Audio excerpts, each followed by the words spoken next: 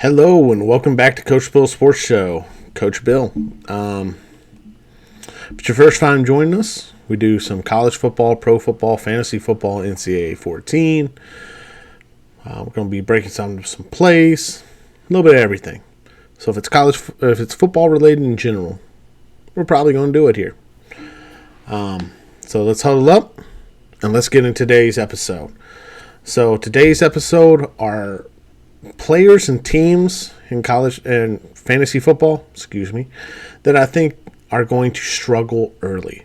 These are teams I'm looking at for pieces I can potentially snag from somebody dropping onto the waiver wire or in a heavy-handed trade to where I can snag these players for cheap.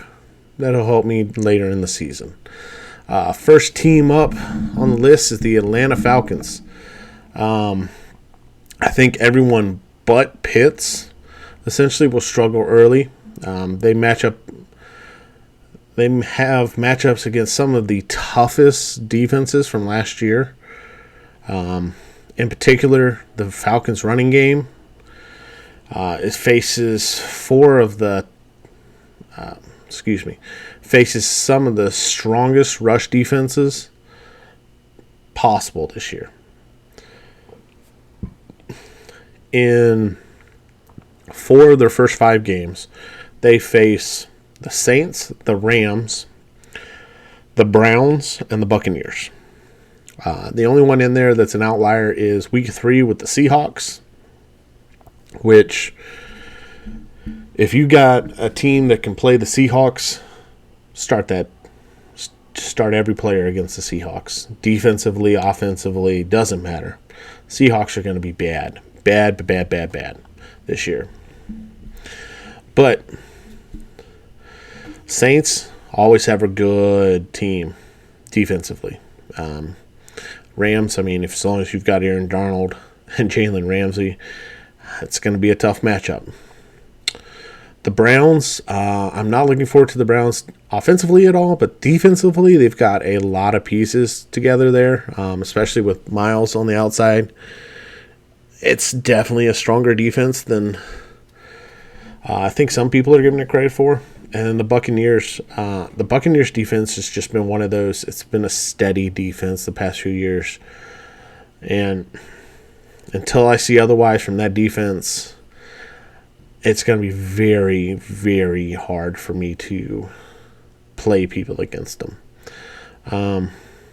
I definitely foresee a lot of the unseasoned owners out there starting to panic by week 5 and looking to move anyone and everyone from Atlanta, except for Pitts. I think Pitts is going to be the number 1 tight end this year, and I don't think many people are going to move off of him. But the reason Atlanta's number 1 on my list is because how they end the season. The end of the season is also going to be very tough for them. They play the Steelers, the Saints, the Ravens, the Cardinals, and the Buccaneers in their last 5 games. That's your playoff. That's the playoff teams that you face when you're in your playoffs for fantasy football. Steelers, Saints, Ravens, Cardinals, and Buccaneers. No thank you. Just no thank you. Once they get into that stretch, it's going to be very, very difficult for any of the Falcons players to be super dominant. So they're not a team I'm looking to pick off of for a long-term solution. I think after week 5, there'll be a couple people that you can snag that will explode in the next few weeks that you can then trade as a higher caliber person for somebody else.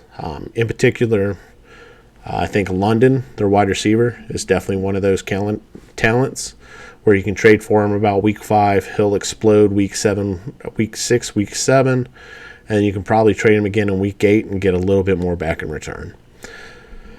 Speaking of the Steelers, they're another team on my list. They have a tough slate to start the season. Especially when they're still trying to get everybody comfortable, trying to figure out who's going to be the quarterback, trying to figure out a lot of stuff. They start off with the Bengals, the Patriots, the Browns, the Jets, and the Bills and the Buccaneers. So with the Bengals and the Bills, you're going to have to keep pace offensively. Buccaneers have a strong defense. Jets have a young defense that's going to be flying around. I'm not saying they are top 5, but they're hungry. Very hungry. Patriots, Bill Belichick always has a decent defense up there.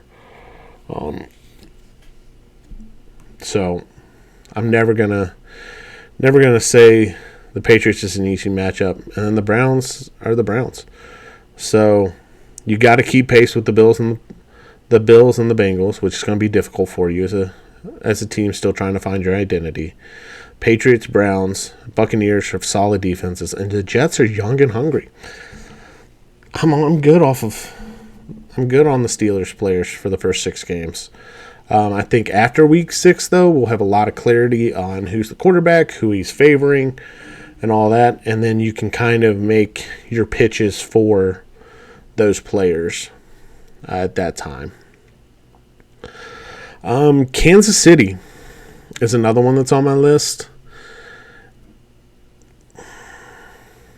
They have a tougher start to the season than they've had recently. They got the Cardinals, the Chargers, the Colts, Buccaneers, Raiders, Bills, and 49ers in their first 7 weeks. Now, seeing Patrick Mahomes without Tyreek against those teams will be a lot of the deciding factor for this one. I think Travis Kelce still gets his. In fact, he might get more just because he's the most seasoned pass catcher on that team right now with Patrick Mahomes. And those defenses, they're not slouches. Those offenses, they're not slouches. They're all solid teams to start the season. And the question is, for Patrick Mahomes, we haven't seen him without Tyreek. And I want to see that happen. I think having the Cardinals in the first game is going to be helpful to kind of determine where we stand with this. But the real test is going to be the Chargers in the second game. Chargers have a strong defense, strong offense. They have the ability to be top 10 in both this year. And how Kansas City plays that game will personally tell me how I'm going to react to Kansas City players this year. If they're neck and neck with the Chargers all game in week 2, then I'm going to be a little bit more bullish on them. I'm going to go out and I'm going to push to grab some of these Kansas City players. If they're not neck and neck with them all game, it may be more selective for me. It may be trying to figure out how to grab Kelce, but that's about it from Kansas City. Last on my list, it's the Arizona Cardinals. They're down their number 1 wide receiver in DeAndre Hopkins to start the season. And they start it with a very difficult 5-game stretch. They open with Kansas City. Then they have the Raiders, the Rams, the Panthers, which is in Carolina, and the Eagles. A lot of people are going to doubt the Panthers joining that list of tough games. But hear me out. Kansas City is going to be offensively hard for them to play with. They got to keep pace, and they got to hope their defense stands up. Then they got the Raiders, another offensively hard team to play. The Rams, who is offensively and defensively tough. And then they fly to Carolina. It's not an early game, which would be a little bit harder. But the Carolina Panthers are a difficult team to play in Carolina, A. B, they're a better defensive team than people are giving them credit for. They lost a lot of pieces last year, and they're healthy. And C, they've become a better unit entirely, offensively and defensively this year. With Christian McCaffrey healthy, with that defense healthy, on the road, that's a tough game. That's a tough game. Brian Burns is going to cause some difficulties. Horn, without really having a strong number one to push against him, is going to be able to lock down a receiver on that side of the field, which allows a lot of the defense to shift. And that's a problem. And then the Eagles. Honestly, for me, the Eagles is one of the toughest matchups to predict right now. Simply put, Hurts offensively with those weapons is scary. And then defensively, they've gotten better. They've gotten deeper. And I don't want to say they're my favorite right now for the NFC, but they're a top 3 for me in the NFC right now.